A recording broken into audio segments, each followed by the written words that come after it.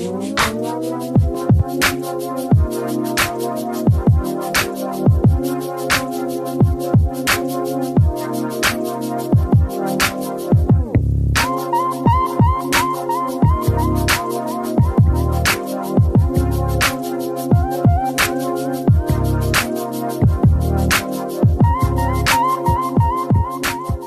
forget to check out the Hockey Podcast Network's newest affiliate, NHLShop.com. That's right, the official NHL merchandise page. Right now, they're giving 20% off orders over $25 with code NHLICE25. Also, if you use our link that we're going to tweet out after this episode, you can help support us and the other hosts at the Hockey Podcast Network. This is the Hockey Podcast Network, your home for hockey talk on every team in the NHL.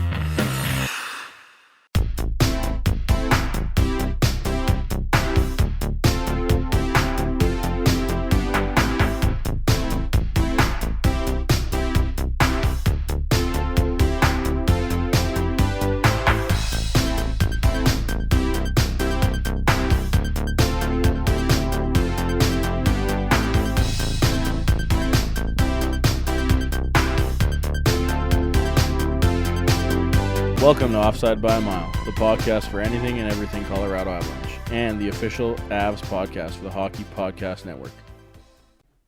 It feels like we haven't recorded a podcast in a month. It's kind of true, too. This last few days have been pretty long. There has been so much shit happen. Or not happen. I mean, like... Slash not happening. Like, yeah, it's kind of a combination of everything where, you know, you're being told so many different things, including us at the Hockey Podcast Network. Like, it's not so much plans are changing, but you're just like, is this happening? Is this not happening? Is this happening? Is this not happening? Yeah. So many behind-the-scenes stuff that you're just like, what's going on? Yeah. And, like, it's kind of funny that we actually have a hockey game to talk about because it feels like ages since I've watched a hockey game. This is what happens when you go from watching all the sports to watching UFC fighting and on Saturday night, and that was with Saturday an actually. empty arena. So weird. Jared and Tyler, as usual. What's up? Thanks for tuning in to the Offside by a Mile podcast. Continuing on, as per usual, Monday and Thursday releases until the foreseeable future. But without hockey to talk about, it's going to get a little different around here, obviously. Hope that, you know, you come here for your hockey fix, because I know I need hockey fixes, and playing NHL is not doing it. Yeah. But yeah, so obviously this episode we get to cover the New York Rangers game from Wednesday night that happened while we were recording. And then we'll talk about the postponement of the NHL. All the other crap. All the other stuff that going on was holy moly. Yeah. Including the fact that two NBA players have it, and the chain reaction of events. The worker at the Shark Tank and all the other crap. But yeah, so we're going to start with the Rangers game now. Actually, like, for Avs fans, I mean, obviously I tweeted out jokingly, at least the Avs won before the NHL shut the doors. But yeah, it was a really good hockey game. It was. That was one of the better hockey games that the Avs have been a part of for a while, you know? Especially, like, the competition. That was just, the Rangers played an excellent game, too. It was a really fun game to watch. That game could have gone either way multiple times. Yeah. Right? Like, we're going to get into some of the posts and stuff that the Rangers hits. Yeah. Definitely got some karma, if you want to call it that, from the post. Some returning good karma post action. Yeah. Finally. The Avs were on the right side of the post counter for once. Yeah. It's amazing. Frankie, as usual, absolutely outrageous. Like, man, we kind of talked about it last episode where it kind of seemed like Frankie wasn't quite right. Yeah, in Sunday's game, and then, it was what days are we looking at here? Oh, yeah, Sunday's game, yeah. What day is the week is it? What day is it? I don't know. I don't know what's happening. Yeah, so Sunday's game, he didn't look quite right necessarily against the Sharks, and then Monday he was just outrageous again against the Kings. Not his fault they lost. And then you look at the Rangers game on Wednesday, and he was lights out again. Yeah, like really good. Like making some really good saves. Clutch. And it's just like going from maybe he needs Grubauer to come back to nope. No, he's doing just fine. Yeah, I mean, and I think, that's crazy, just like the confidence level going forward, because like he's working through shit like every couple games here, it seems like at this point, and he's always like bouncing back, man. And like that's like a huge feather in his cap, because as you know, goaltenders go through some crap too every year, as we see it with like multiple starting goalies and or backup goalies. And if you can go through a year and have some crappy games, bounce back, that's like the mentality and everything you need. Most goalies, I'd say 95% of them have a lull in their season at some point. Yeah. I mean, I would probably say every goalie you'd think. Just about. Like, I'd say there's probably the odd Vezina goalie that doesn't. Yeah, who just goes off, yeah. Right, who just goes ape for the whole year, and you're like, yeah, well, this guy gets a Vezina. Yeah. But even then, like, you look at Vasilevsky last year, where he was just lights out, breaks his foot, comes back, lights out again, and then he kind of stumbled near the end of the year, and you're like, yeah, well, it happens, right? When you play that many games, you're just like, yeah, well, this is how she goes. Yeah. But even then, like, he had the lull of breaking his foot, and you're just like, oh man, this might just destroy a season. He comes back and he's lights out again. Well, yeah, and that's the other thing too, is like just goalies. Yeah. When it comes to injuries too, right? It's like it happens. Like pretty much, I feel like it's almost every goalie gets injured for a time. Yeah. Like, even if it's just a few games, it's like almost every year, as we know. We've played 5 goalies now this year. Ludicrous. Crazy. But yeah, so on to the game, it was back and forth, like we said. Obviously, everybody knows it went to overtime. But Cale Makar returns. Yeah. And did he ever return? Yeah, I mean, this break is the worst.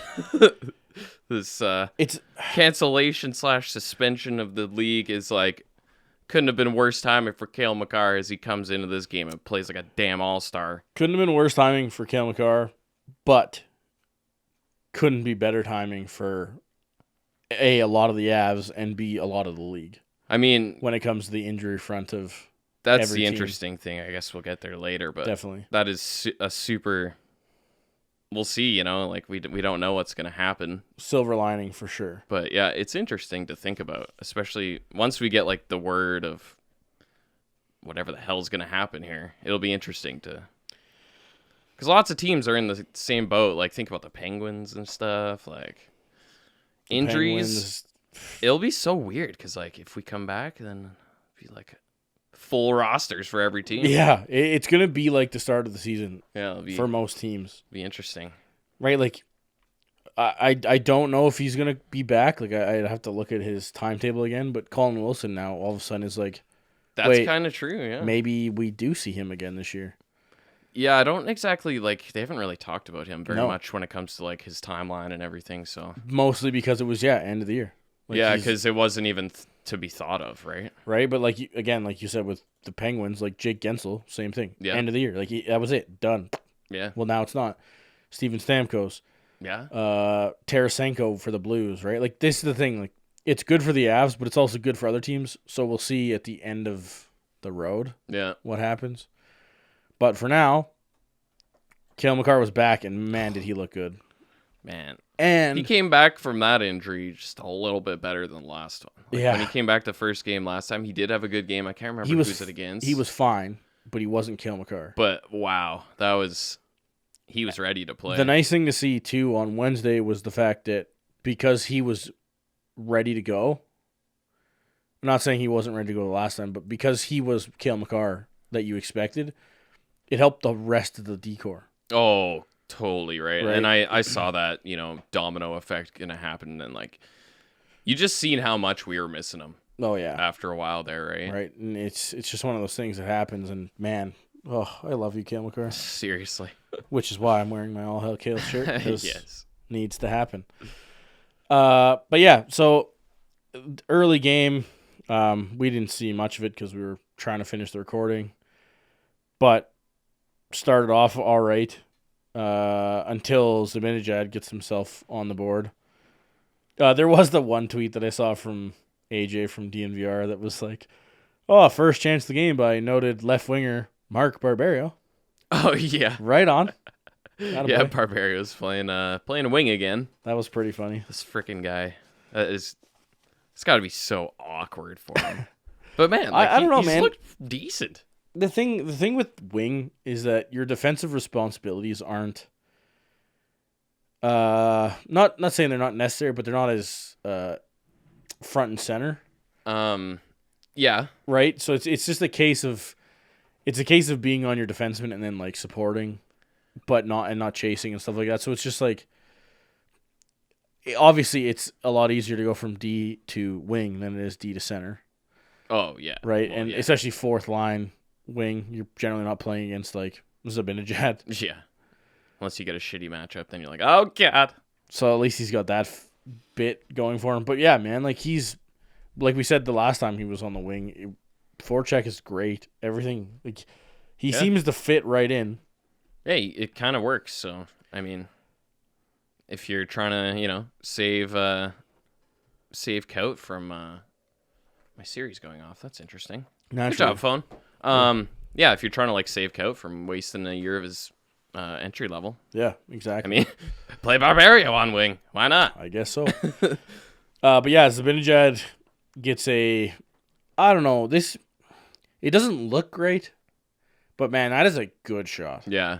A cross body, like just going against the grain on Frankie, just under the glove, just inside the post. Frankie definitely wants it back, but that's a really good shot. It's a good shot. Really good shot. Tough save, for sure. Man, he was, Mika Zibanejad. That guy's flying. We were kind of talking before the recording. Just like, man, this guy has got some juice. He's got 41 goals. He could have had, that was his 41st goal. Could have had a hat trick in this game. No the guy's question. flying. Did he have 2 breakaways? I know he had the one breakaway. He definitely had the one near the end. He nailed the crossbar or whatever. It's like, man, this guy kind of just popped this year.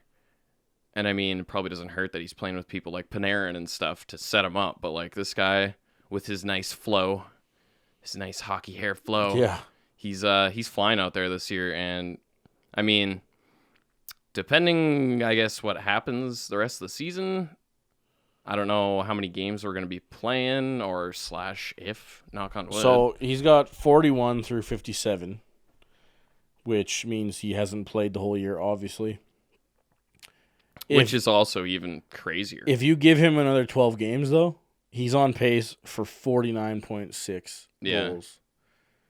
So you're like, wow, in like 68, 69, 70 games, dude's on pace for 50.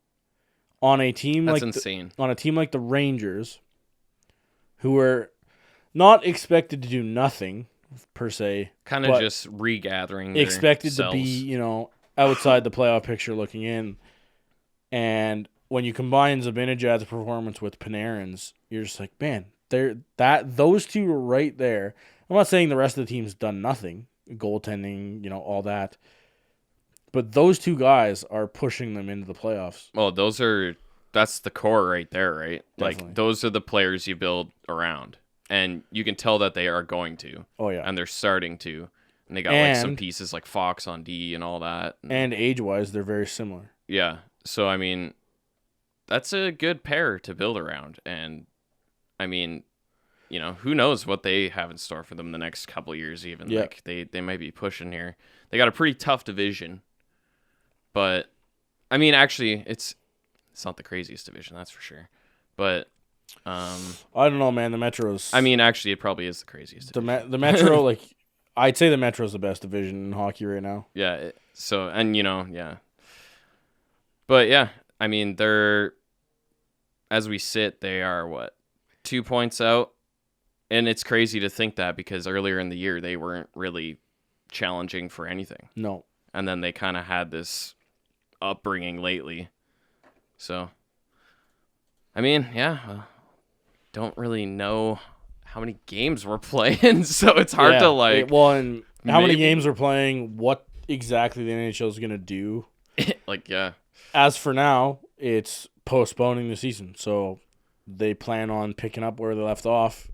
Yeah, so if it happens, they got a chance. They got an outside chance to make it. But again, we'll talk about that in a minute. But let's just get through the game, and then we can go off on a rant on that because it's gonna be, man, it's complicated. We're gonna talk about what the NHL is gonna do with the rest of the season for 2, 4, 6 weeks till they make up their mind on what they're gonna do. Yeah, exactly. It's all speculation at this point, as with pretty much a lot of things around the world. So.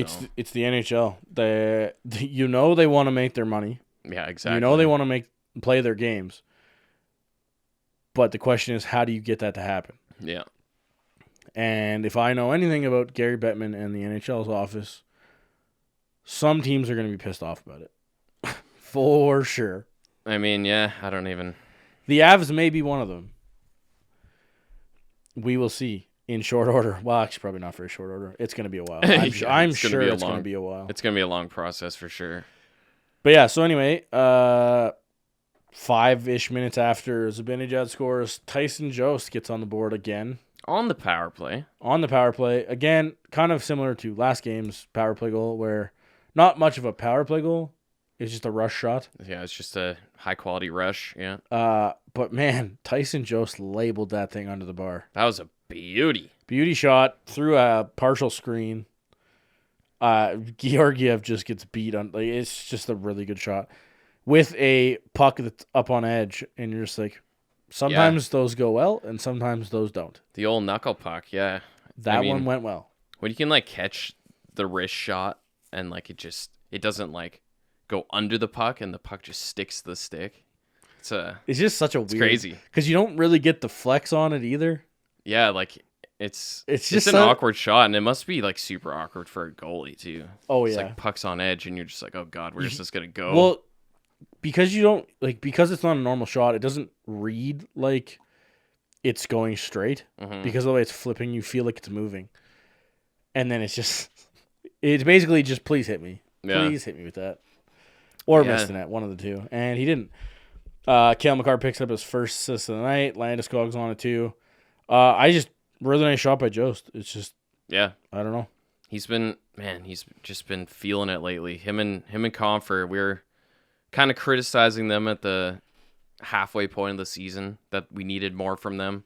Yep. We're getting more from them now. Like the last month, at least, has been huge, and like they're stepping up big time. We got these injuries down, and we're like, man, we need some goals from these other guys. Well, we're getting it now, and like as you'll see later, we get one from Compher too. But yeah, that snipe by Jost, beautiful. Beautiful. Couple minutes later, Avs look like they might go up 2-1. Lots of hot takes on this one on Twitter, it seemed. Yeah. But the early-ish whistle from, I don't know, you want to call it Landeskog's shot? It wasn't really a shot. He threw it in from behind the net because Georgiev was, I don't know, at the top of the crease and swimming. Fish out of water. So yeah, Landeskog tries to bank it in off him, and then the gong show ensues. I think the ref made the right choice, to be honest. There's a lot of people that are, obviously, a lot of Avs fans that were not in agreement on this. You watch the replay, and while Georgiev may not have had full control of it, I can see why the ref blew it down. And again, I saw this argument on it too from a Rangers fan. And it's the old, like, if this happened to the Avs, you'd want that whistle called too. So that's one side of the argument is, again, if that's Frankie and that's happening, I think we're okay with the whistle. It's just like anything, right? Yeah. Fan bias all the time. I don't blame people for being pissed off. The puck ended up in the net. It did. Well, yeah, like, if you really want to dissect it, it was kind of the wrong call, but... But at the same time, you watch the replay and you see... I don't even know who pushed that in. Was it Compher? I don't even know. I wasn't even paying attention. I was just watching. I honestly don't remember either. But regardless, whoever it was, the puck's bouncing around in there, and then as the Av player goes to shovel it in the net, Georgiev gets his hand on it, and they're basically pushing it into each other, where like they have players pushing it into Georgiev's hand and Georgiev's pushing it into the stick. And that's when the ref blows the whistle. And at that point, the goalie has possession of the puck under his glove, right? Yeah, under his blocker. And then the puck comes out. I don't know. It's a tough one. It's kind of it's harder because of the way it was a scramble and it's the blocker. It's a bit different.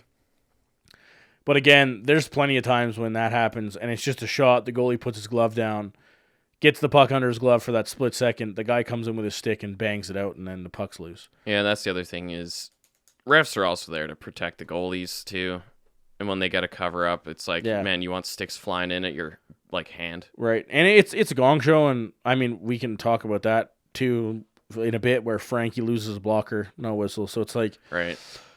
That's true. Yes, to protect the goalies, but not because the thing is, right, this is the NHL, you know, driving, scoring chances and stuff, and goalies are guilty of this too. And I'm not saying Frankie let his threw his blocker off or anything on that play, but goalies are definitely guilty of, I lost my helmet, or I lost my glove, or whatever, right? So that's the whole reason of the no whistle on equipment coming off now. Who's the goalie that just flopped this year? Like recently. Oh, there was the McElhaney one in the Tampa Bay game with the Avs there, and right. So it's just like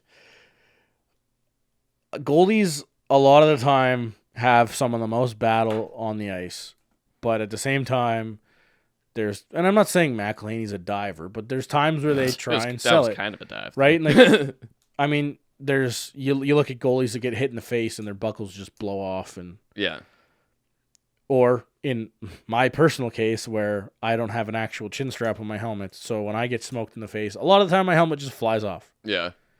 Right? And NHL goalies don't wear chin straps. I will guarantee that. Probably not. Players barely wear chin straps. Yeah. So I'm going to tell you that most NHL goalies don't wear chin straps. But again, it's a case of like the buckles, they don't have to explode off the helmet.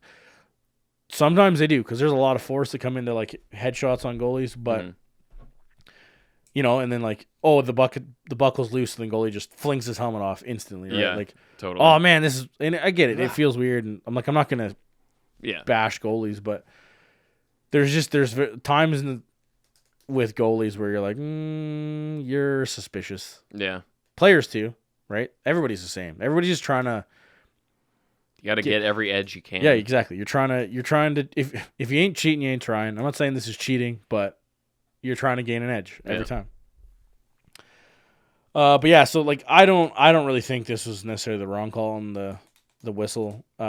Funny though, watching the ref wave a goal off with a stick in his hand. So that was kind of funny. Oh yeah, right. Like he's got a broken stick. Where did that come from? Interesting. Usually you just leave it on the ground, but all right. All right, sure. Have at her.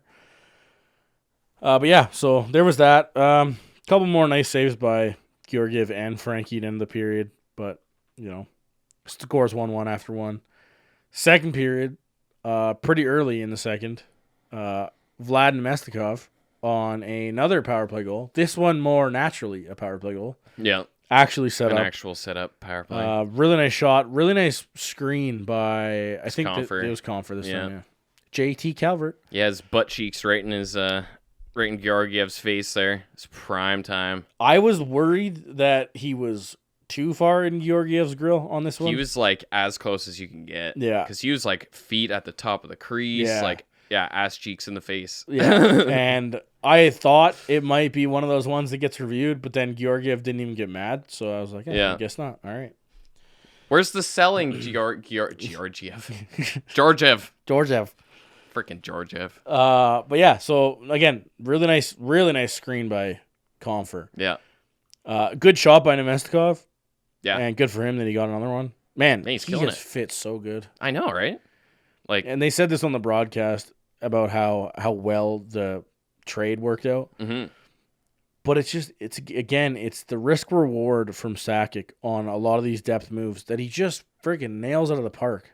Yeah, and like, I don't think anybody expected Nemestikov to come in and like have this kind of impact. Like, I was honestly thinking, I'm like, okay, this guy will probably slot in like third line. Yeah. Play with Compher or something, you know.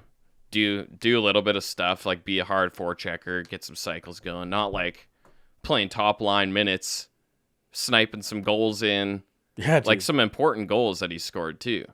And like really fitting in. And this one almost was super important. Yeah. Well, like it was no matter what. But he almost had himself a game winner on this one. Exactly. So yeah, I mean, it lasted till 13 seconds left. So. Yeah, right. But again, Makar, second assist of the night. Yeah, another power play goal too. It's unheard of. 2 out of 5. It's like, wow. Whoa. I mean, we got 5 opportunities. Usually we're like, man, you got to score at least a goal. Come on, we got to have one, guys. We got 2. That's crazy. Won the special teams battle, won the game. Who'd have known? Weird how that works, huh? Yeah. But yeah, like I wouldn't say Makar necessarily made this goal happen, but again, Landeskog was infatuated with Makar's play. I think after the game here, yeah, that was solid interviews. He got asked some questions, and Makar's back, Yeah, and then like point, what happened with the power play? Makar's back to the point of like Makar telling him to stop praising him so much. That was friggin' hilarious. Very good by Landeskog. Yeah. Very captainly. Yeah, I mean, you can tell that kind of everybody that's his teammate kind of loves him. Kind of a big fan. Kind of good at hockey. A little bit. Oh yeah, I forgot. Before this power play goal, the Rangers had the chance to go up 2-1 on the absolute fantastic robbery by the post on Ryan Strome. Oh, poor guy. Man, I don't know if the Avs have hit the post that bad this year. That's like a guaranteed goal rejection bad. Like that sucks, dude. That hurts. Can you imagine?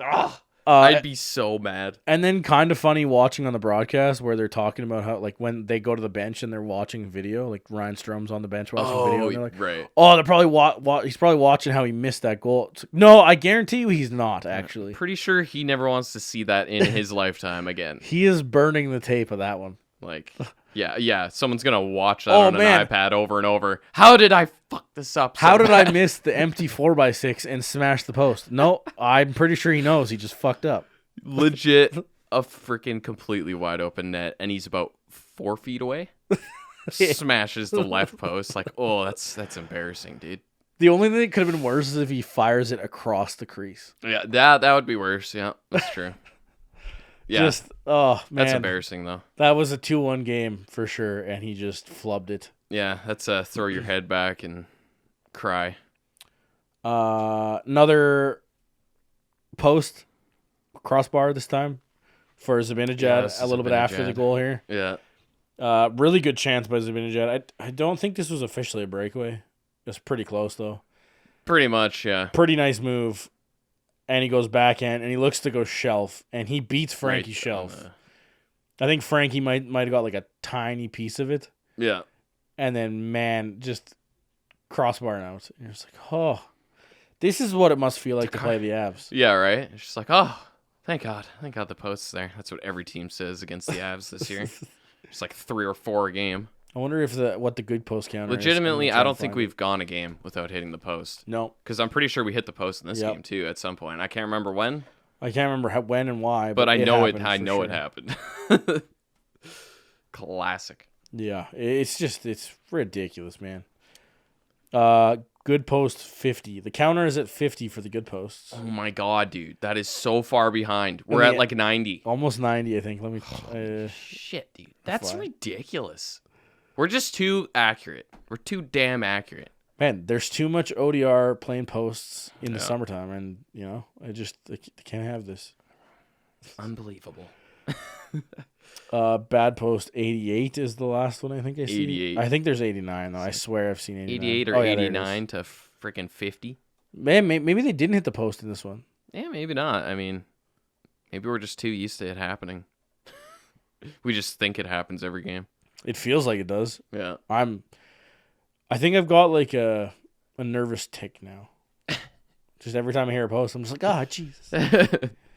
But yeah, so that again, Frankie was really good all game, but like he really steps it up in the third. Oh, sure. Does he ever? He locked it down. He was the reason that 2-1 goal was going to hold. But yeah, every time he was called upon, man, he just looked so solid. Yeah. I know what you mean. Right? Just like within himself. Comfortable. Yeah. Letting the game come to him. You know, not chasing. Everything that you look to see with a goalie,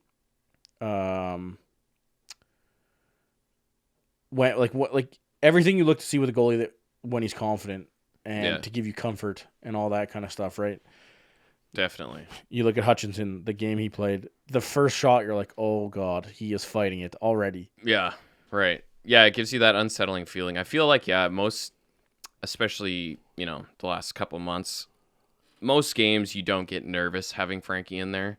Like, there was a few games. I haven't been nervous for a while. Yeah. For Frankie, I've been nervous for the team. Yeah. Right? Yeah.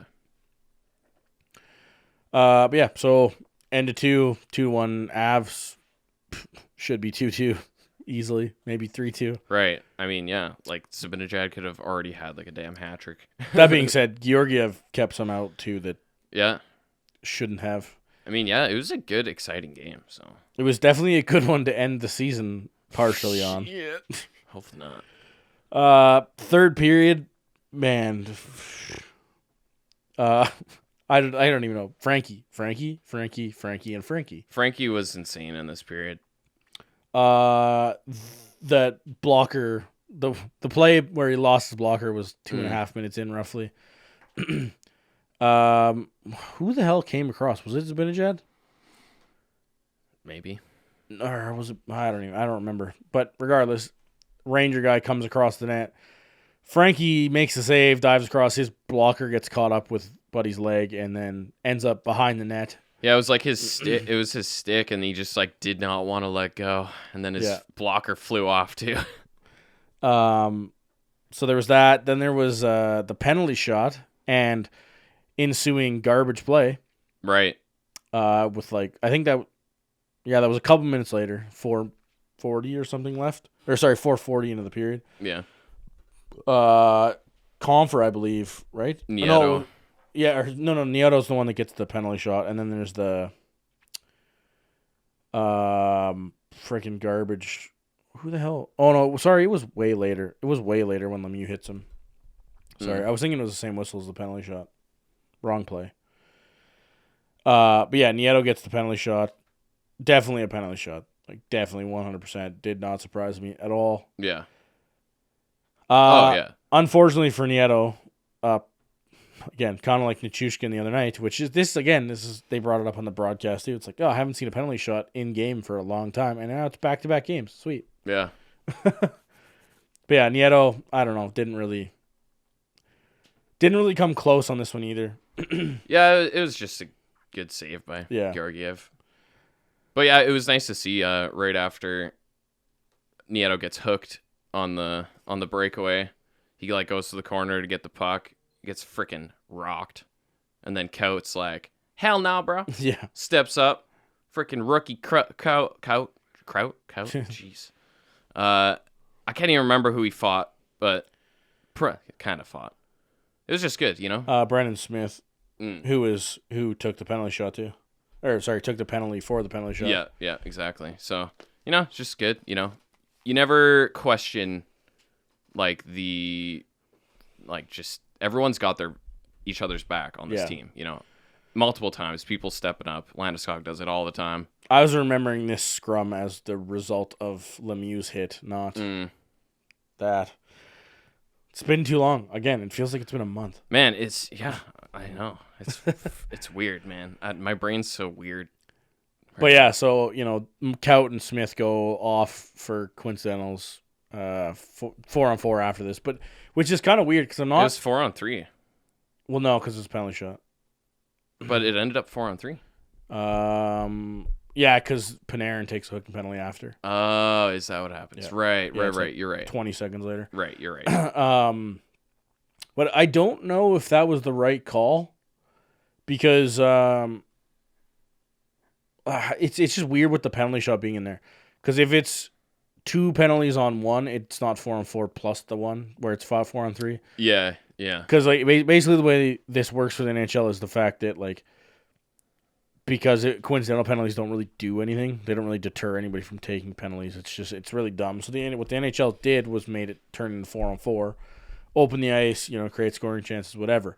But that 4-on-4 only happens if those 2 penalties are the only penalties on the play. So because the penalty shot is also on the play, I don't know if that was what they're supposed to do. It's the NHL. I'd assume the refs are right, but refs make mistakes. We know this.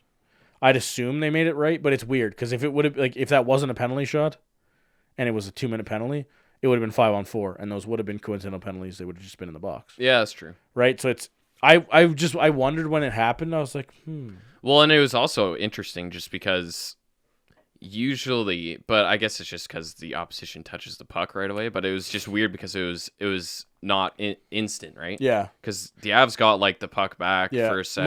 Most of the time, penalty shots don't have a delay because normally the player goes down or whatever and they lose the puck. Goalie makes a save or whatever. Exactly. So it's kind of like, what the hell's happening here? Well, and then too, we were actually talking about it on my own hockey team the other day of like, what happens if somebody's going to get a penalty shot and then some guy just comes in and dusts somebody and then it's a 2-minute penalty and a penalty shot. It's like, oh, yeah. Right? And it's just like, that'd be really, really weird. Or like, like the guy that gets hooked for the penalty shot then goes and like dusts somebody and he's the one that's supposed to go to the box. Yeah. Like, who gets the penalty shot You'd think if he scored, like you'd think no matter what, you'd still get a power play, right? Yeah. It's just weird as like, so like say Nieto's the one that takes a penalty, not Martin Kaut. Does he take his penalty shot and then go to the box after? Yeah, yeah, he scores a goal. Woo! Goes to the box. It's just like, see you guys in a bit. It'd be really, really a weird situation. Goes to the bench, slaps hands, and then heads to the box. Okay, box buddy. Like, now let's go. It's just funny. We just thought about it. We're like, what the hell would happen? Like, has that ever happened? Yeah, like I was a ref. I don't even know what the hell you call that. Yeah, because like, would he be allowed to take the penalty shot? Yeah, like I don't know.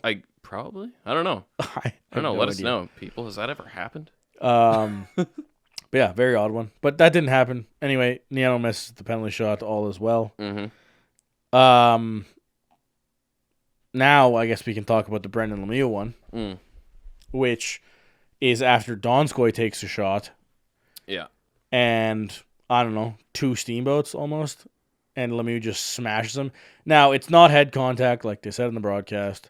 That would have made it so much worse. It's shoulder contact, and then Donskoy's head just whiplash, whips over into the body contact, but it's not a headshot. It's just a greasy blindside hit. Yeah, it was greasy. And Brendan Lemieux knew exactly what he did. He was being a dick. It's Brendan Lemieux. He is a dick. He's been there before. Yeah. He doesn't get tossed, which I don't know if you toss him for that. Yeah, I mean, if it was head contact, you do. Yeah, but I don't. Yeah, I didn't have a problem. I think 2 minutes is fine. Yeah. Now, what you really wish the Avs would do here is seal the game and go up 3-1 and say, screw you guys, like you're going to pay for being an idiot. But, 3 power play goals in one game is too much to ask for.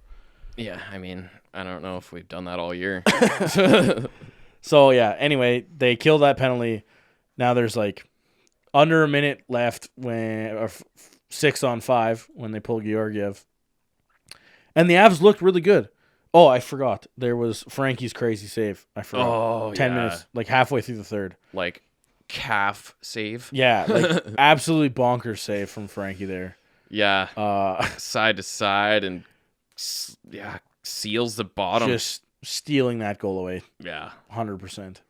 And he honestly, he saved a lot.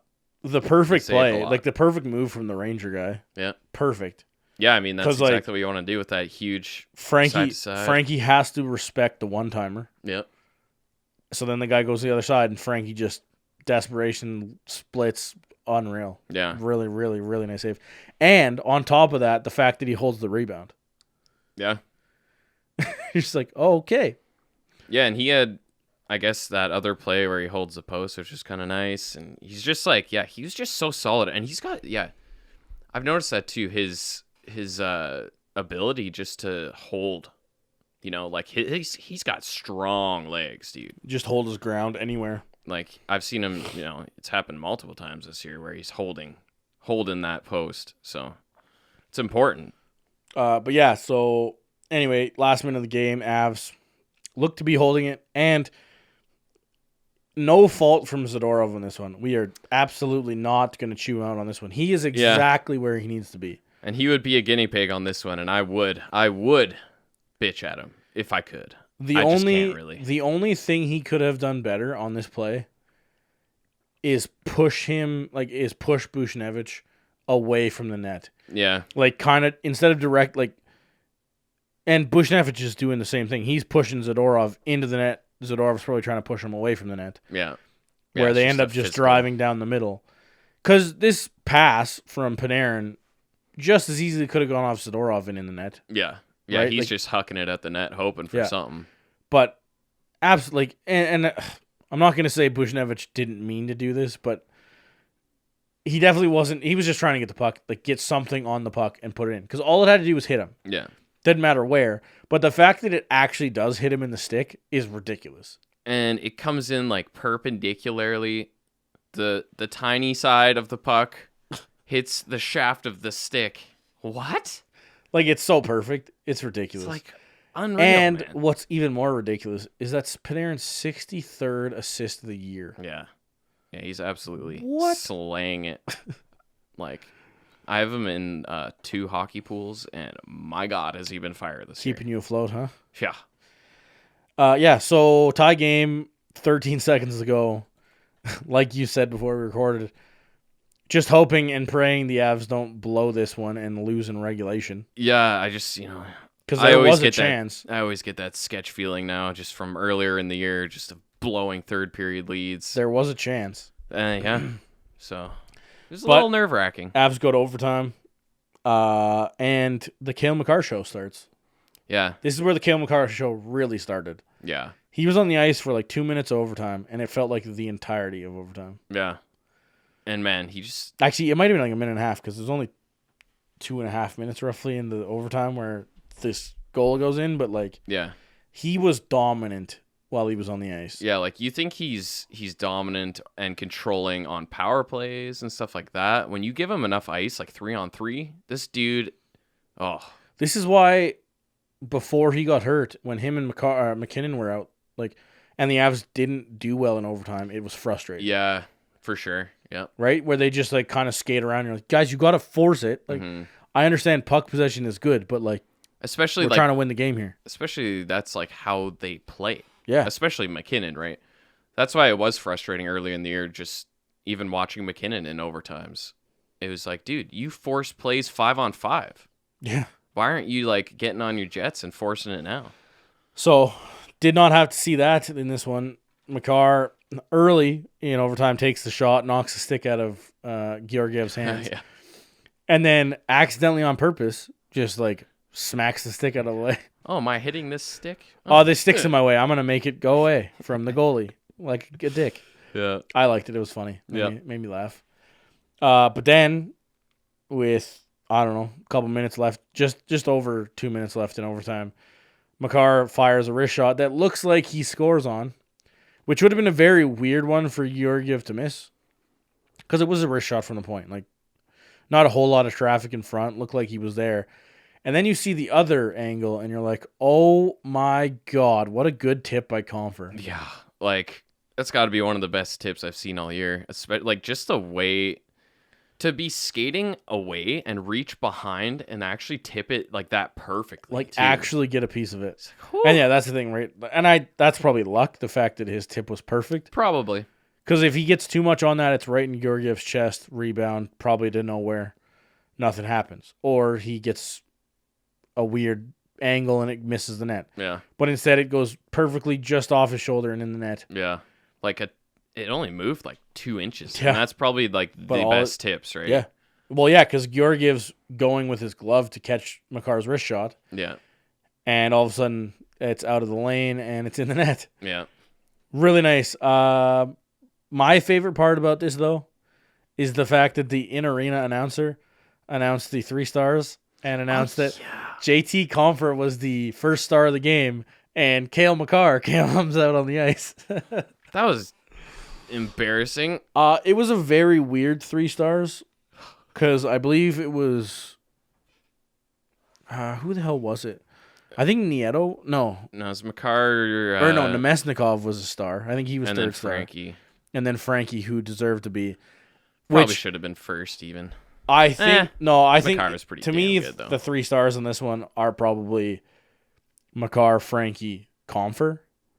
I don't know if Nemestikov deserves to be the 3rd star. Yeah. Because I do believe Compher, like, and it's one of those things, right? Like, did Compher have that great of a game? Did he actually deserve it just because he got the game winner? Yeah, I think he did actually. I mean, he had the nice screen. Yeah, he had the nice screen on Nemestikov's goal, right? Yeah. And I'm not here to argue the 3 stars. I don't care, but I just thought it was hilarious that. Oh man, that's embarrassing. They call Compher and then Makar comes out, and then he was kind of like, I'm not JT. I'm not born in wherever the hell Compher was born. So funny. I just started laughing. It was just, I had to remember to talk about that one. So good. Yeah. But yeah, enjoy that. Because that's the last hockey game in the next probably 6 weeks, I would guess, at least. This is the thing, right? Like, we were actually talking about it before recording Thursday's episode, right? Right before we came on, we were talking about postponing and all this crap. Yeah. Oh yeah. Right. Right? Yep. And my theory or my thought process is the fact that a 1 month suspension or 1 month postponement in the league probably isn't going to do shit. Because of the fact that, like, if you are in contact with Corona or COVID-19, you automatically have a 2-week quarantine. And that's plus for, like, travel, right? Yeah. Right now. Right? So it's just a case of, like, this isn't going to go away in a month. It's not. No. There's no way. So not at all. if you think that the risk is high enough now to postpone the league, you think it's going to be any different in 30 days? I don't think so. I mean, yeah. But at the same time, right, we were talking about how the NBA was postponing stuff as of when we recorded. Yeah. Literally right as we recorded, it came out that they were going to postpone. And then right after we finished recording, it was, a Utah Jazz player has it. Right. And it was like, that makes sense. And it's the same thing for the NHL, right? Because if one player gets it, that whole team has to quarantine for 2 weeks. Yeah. And then the team they played against has to quarantine for 2 weeks. Yep. Plus the fact that, like, okay, this guy's got the symptoms now. Then all the staff. Well, but, like, this guy's got the symptoms to the point where they tested him and he was positive for COVID. So now you got to go, like, back 2 weeks to 10 days or something and then quarantine all the teams that you guys played then. Yeah. So it's like, well, all of a sudden one guy gets it. Now 5 teams have to quarantine. 10 teams have to quarantine. Yeah, because I believe it's like at least 4 or 5 days before symptoms appear. At least. I think it's like up to 10. Yeah, so I mean, and you're most contagious when you don't have symptoms. Or maybe that's what it is it's 4 to 5 days after you have, like, whatever, the virus in you. That's when you're most contagious. Yeah. And then, you don't even know because then you don't see symptoms and then all of a sudden. Right, so it's like, and this is exactly why the leagues have to pause because if one guy gets it, the whole league's going to get it really quick. Oh, yeah. Like, really quick. For sure. So, if you think 30 days is going to do anything, I don't think it's going to happen. It's going to be better than not, but, like, I don't think the risk isn't going to be there in 30 days. Yeah, well, and that's what they keep saying, right, is who even knows, like, warm weather's probably not going to change anything and all this. Yeah. So this might be going on for months. So. Right? And then it becomes a case of the fact that, okay, let's say it's 6 weeks, hypothetically, that the break is. You're going to let the team start skating for probably 2 weeks before that 6 week date, right? Because if those guys all don't have it, then they can go practice together. That's fine. There's no problem with that, in my opinion. Yeah. So then it's a case of if it is 6 weeks, then you're looking at the end of April, maybe like the last week of April, getting back into it. Are they going to actually play the rest of the 12-game season? I don't even know how it would be possible, honestly. Right? Because this is the next thing, right? If the quarantine or if the postponement becomes 2 months, even 6 weeks, that means you're taking 6 weeks out of the summer and you're not going to play hockey for 10 straight months. Like, you're not going to play the Stanley Cup and then have like a 2-week break and then start next year. Yeah, there's no way. They pushed back the season for the World Cup. Yeah, right. Like, there's no way that they would be starting the season right away after. So a it's just playoff like you run. only have so much time to play, and then have like a month or two break for the summertime. Yeah, and then get back into it because these guys got to rest. 82 games is rough. 100 and something games is rough if you go to playoffs. Yeah, and go to the Cup final. Try adding another 20 to finish the season off. Yeah, and I mean, I guess obviously time will tell. But it's crazy. Maybe they push back the start of next season. Then that's how they deal with it. I don't know. One of the things start that in come November around. or something. But then the next thing that I think of, and it's just a case of like, for all the teams that are really outside looking in, like Detroit, Ottawa, San Jose, Chicago, right? Teams like that. If you look at the bottom of the standings, Jersey, Buffalo, Montreal to a point. LA, Arizona, kind of like Arizona still has a chance. So like I obviously they don't want to play their games, but like these teams like the Wings, especially the Sharks and stuff like that, where they're like legitimately done. You think these guys are gonna give a shit, run a mini camp, like a mini training camp for 2 weeks, and then want to come back and play 12 games? Obviously, it's not a choice. So you're professional hockey players. If they want to play the games, you're gonna play the games. Yeah. But you're not going to give two shits. Yeah. Right? So then you're going to look at, like, the teams that end up playing them. Like, say whatever, the Red Wings are playing a team like, I don't know, Florida, who's, like, trying to make the playoffs, and you have the Red Wings who are like, I don't give a fuck. It's just such a weird circumstance. Yeah. In, like, restarting the league when it does happen. So it's just like, how do you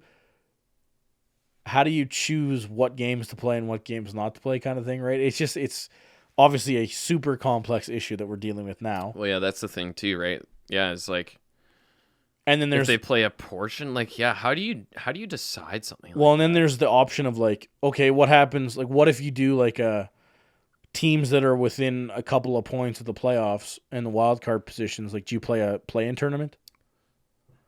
Because there's that has been thrown out there, like, okay, so have the like teams kind of like a wild card game, like a wild card tournament, right? So it's like Carolina, like this for the West. I guess we can talk about the East. We can talk about the West. So like Winnipeg, Nashville, Vancouver, Minnesota. Like, do those four teams have like a battle for the 2 wild card spots?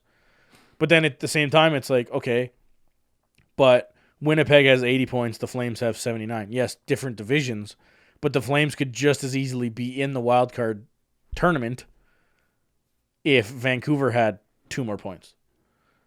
Yeah, I mean, and Vancouver has a game in hand, so it's just like, do you start just going by points percentages and stuff like that? And it's just because what do you go by, point percentage or points? And I think you got to go point percentages, which is screwed up too, right? Well, it is, because those games that you've played haven't been against the same competition. Well, and like, I don't know.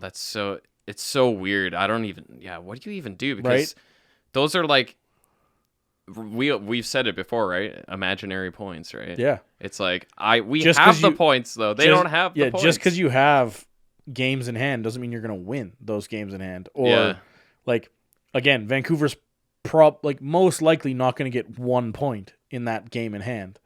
It's either gonna be 2 or none. Most likely. I mean, this is NHL. The loser point exists, but like, you know what I mean, right? Mm-hmm. So it's just a case of that, and at the same time, like, it's not really fair to have the top 8 based on points percentage, say, get in. Yeah.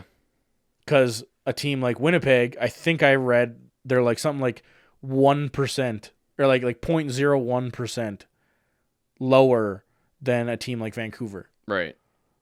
Yeah, I know. Like, that's like the shitty thing, right? And it's so like, weird. Have fun. Whoever's trying to, like, the NHL, every league, like NBA is going to be going through the exact same thing too. Oh yeah, 100%. That's the other issue is now, like, it's hard enough to schedule the NHL and the NBA and all this stuff together, concerts, all this shit. when you have months, you have summertime to do it. Yeah, it's like, oh, so we're gonna start like, down the road. It's like, oh, so you have a week. Figure out the scheduling. Yeah, you have a week, and here's my arena availability. This is and the parameters that we're dealing with, and these are the games that are gonna be played. Like, well, and like apparently arena availability has been requested to the end of July, so far. So they're probably working on schedules right now. They're probably trying to see if they can work in the 12-game schedule, or 11 or 10 or 13 if you're honestly, one of those yeah. Who knows? They're probably maybe even going like day to day or every few days trying to make new plans. They're like, okay, so if it goes to this now, I would assume that right now the NHL is planning on a month, like 30 days, because I think that's what the NBA has kind of announced. Like they're looking at 30-day postponement. Mm-hmm. So that's probably what they're working with and trying to schedule based on that. And then obviously the longer it goes, the more games you try and shave off the schedule. Because then there's that too. It's like, okay, maybe you don't run a full 7-game series for the first 2 rounds of the playoffs. Maybe you run 5-gamers, right? Yeah. And stuff like that. Yeah. It shaves off 4 days or whatever on a series. It's true. It wouldn't feel right, but at least, like, again, what would you rather have, especially as Avs fans? Would you rather the NHL just be like, yeah, no Stanley Cup this year? Because then you got to look at teams like the Avs, but the Avs at least didn't spend that much. But what happens to these teams that spend assets on rental players? Oh, well, yeah, exactly. It's a whole shitstorm Like, of...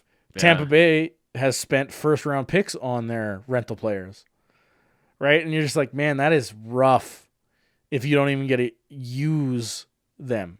Yeah. Right? And what happens? yeah. Like, do you compensate them? That'd But be then the if absolute worst. If you compensate them, then what do you like? Do you just take your pick back?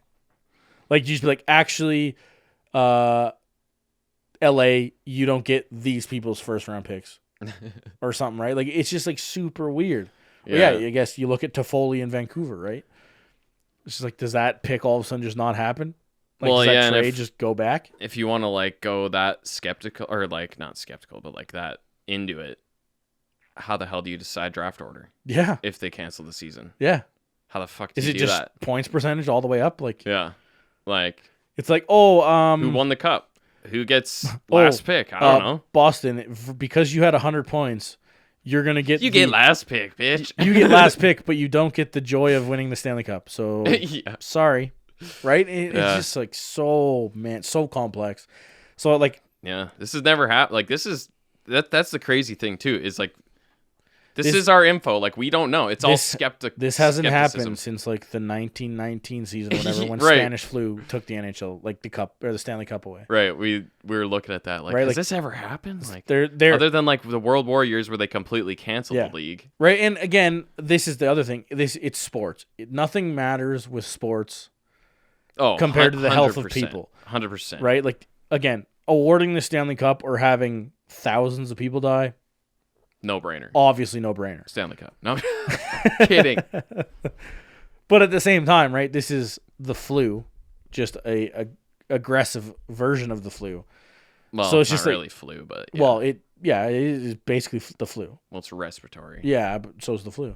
Yeah, I guess. Right? It's a virus like the flu. Yeah. It's a strain of the flu. So again, it's not like you get it and you die. Yeah.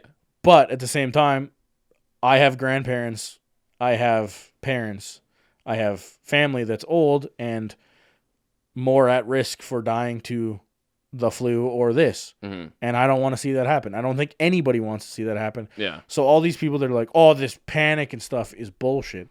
Well, yeah, panicking and buying toilet paper like it's going out of style is crazy. Yeah. But quarantining and stuff like that and social distancing is not crazy, and I don't think if your grandma is sitting in a hospital room dying from this, you're gonna think the same thing. Yeah, right? I don't think Italy's blowing this off. I don't think China's blowing this off. Yeah. Like, oh yeah, we're fine. And that's the scary part too, right? It's kind of turning. It's kind of getting better in China and Italy. Obviously, Italy basically shut the country down, so it hopefully is going away. Yeah. But in China, like they finally started to kind of get ahead of this. The States and Canada and these nations that are just getting here, like, man, this is the beginning. Yeah, like exactly. This is like the most sensitive time. Yeah, right. Like we're weeks behind what China and Italy are. Exactly. So yeah, maybe there isn't that many cases yet. There's not that many deaths yet. But again, I don't know what it's like in the States. Like in Canada, at least we can go to the hospital if we need to. Like I couldn't imagine not having healthcare and stuff right now. Yeah. Well, like I think that they just had like they got like the free testing that everybody can have now. I don't know. It's exactly, crazy. Obviously, it's crazy. And then you look at financial stuff where the Avs thankfully Cronky and the ownership finally said that they're going to pay their part-time employees at their arenas and stuff like that. You have half the teams in the NHL that haven't either committed to paying or have straight up said they're not going to. Like Flames ownership basically said, yeah, we're going to pay what we legally have to pay, and that's it. Where the players then stepped up, I think people have probably seen Bobrovsky. Bobrovsky donated $100,000 to help pay for it. His teammates, I think, are going to match that or something, and then the ownership is going to pay the rest kind of thing. Mm-hmm. But again, the owners are the ones that are billionaires. If you look at what happened in Calgary, right? Like they've, for the last 3 or 4 years, been pleading and begging for $300 million of taxpayer money. And now all of a sudden this shit happens. And their whole reasoning was, we're part of the community. Like, we're really good for the community. We help out. We donate all this shit. And then shit goes sideways with COVID. And they're like, nah, we're not going to pay. Right? So it is not happy times in Calgary right now. Obviously, in Denver, you don't really have to worry about it necessarily. But again, this isn't only affecting sports. This is affecting a lot of like local businesses and stuff like that. Oh yeah. There's some businesses like Costco that are killing it and selling out all of their stock, and then there's other businesses that, you know, the frugal purchases, whether it's like collector's items or whatever, that are gonna hurt, and they're gonna hurt real bad. Oh yeah. Right. So it's a crazy time, but again, money doesn't mean shit when you're talking about lives. Yeah. And it's so yeah. Yeah. But yeah, I mean, obviously you're not coming to us for the science and stuff like that. We're not going to freaking spread paranoia. That ain't going to happen. Yeah. But yeah, if you're coming here for hockey stuff, we'll be here every Monday, Thursday for the rest of this crap until at least June 1st. Hopefully longer. Hopefully August. Yeah, I mean, I've seen a lot of jokes, especially being a Leafs fan, like, oh, the Leafs might actually play hockey in May this year. Yeah. It's like, ha, hilarious. Good one though. Yeah, Very imagine good. how trippy that's gonna be if we just like are playing in August. Like or something. it's already weird handing out the Stanley Cup in June. Yeah. Imagine it gets handed out in like end of July or something. Yeah. So or yeah, weird. like mid-August. You're like, Yeah. what the hell? I'm still watching hockey. But yeah, we're gonna be here. We're gonna come up with some stuff. We'll probably be chatting with a lot of the Central Division opponents, see what their thoughts are. Yeah, our thoughts are, at least the silver lining is the Avs are gonna get healthy. Yeah, I mean, if there's anything that you can look forward to, I guess, you know, Nathan one McKinnon, game's come back, we'll probably have our entire lineup. Nathan McKinnon's shot at the heart is still available now True. because he's only gonna miss a couple games from injury, not 2 or 3 weeks. Yeah, well, We'll see. it all, yeah. We'll see if they play. Who the hell even knows? Right? Hopefully. Yeah. Also, if you're looking for more content, the Terry Ryan podcast is back with the Hockey Podcast Network. I believe it's weekly every Friday, or at least every other Friday. So that one's out. Have a listen. The Ice Analytics podcast is still rocking and rolling. And a new all-female show is coming, I believe, next Tuesday. I guess tomorrow, if you're listening to this on Monday. I believe it's releasing tomorrow. Keep an eye out for that. It'll be on the main Hockey Podcast Network feed, and then it'll have its own. But we'll tweet that link and all that stuff when it gets released. But yeah, until then, be safe. Self-quarantine if you have to, especially if you're traveling. I would advise not to, but Yeah, some people I wouldn't travel. But Some people had shit booked. Like, we were supposed to be going on our honeymoon right now. And I'm really glad we didn't end up booking that. Yeah, That was convenient. Yeah, I mean, I have a definitely, friend. right? I have a friend that's got a trip to Ireland that I think is like next week, Oh God. and they're Yeah. like trying to cancel, but sort of not. They're like, oh, man, like it'd probably be fine. I don't know, man. Sketch. I think they're going to Ireland for like a wedding or something. So it's just like, I don't know if the wedding can even go on. To a nice big gathering. Yeah. A gathering of like 250 people, probably not supposed to happen. Yeah. So yeah, it's crazy. Life is up in the air. Yeah. Stay safe. Stay healthy. You don't need to buy face masks in bulk. You don't need to buy toilet paper in bulk. I don't know how much you plan on shitting, but generally if I go to Costco and I buy a thing of toilet paper, it lasts a couple months. So one's probably good. And it doesn't come from China, so it gets replenished. It's not a limited supply of toilet paper. You're okay. Did you see the fake recall from like Costco? Some oh man, asshat. And I mean, it's kind of funny, but they like made this like official looking Costco recall notice that said like, oh, the COVID-19 contamination looks to be looks to have contaminated the cardboard rolls inside the toilet paper or something. Oh my god! And you have to return your toilet paper now or something. Ridiculous. Costco had to release a statement like, that's not true. There's no recall. False advertisement. It's like getting duped by Twitter handles. Yeah.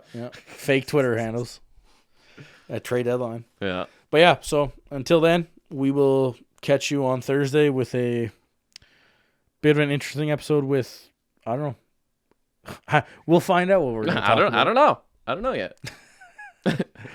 Yeah. Thanks for tuning in, and we will catch you Thursday. The biggest thing you can do to support us is by going to iTunes or Apple Podcasts and giving us a 5-star rating. Also, if you're looking to donate to the network, visit the Hockey Podcast Network's Patreon page. All donations go straight to the podcast host. Thanks, and see you next episode. You're listening to the Hockey Podcast Network on Twitter at HockeyPodNet. New episodes every Monday and Thursday. Download at thehockeypodcastnetwork.com or wherever you get your podcasts from.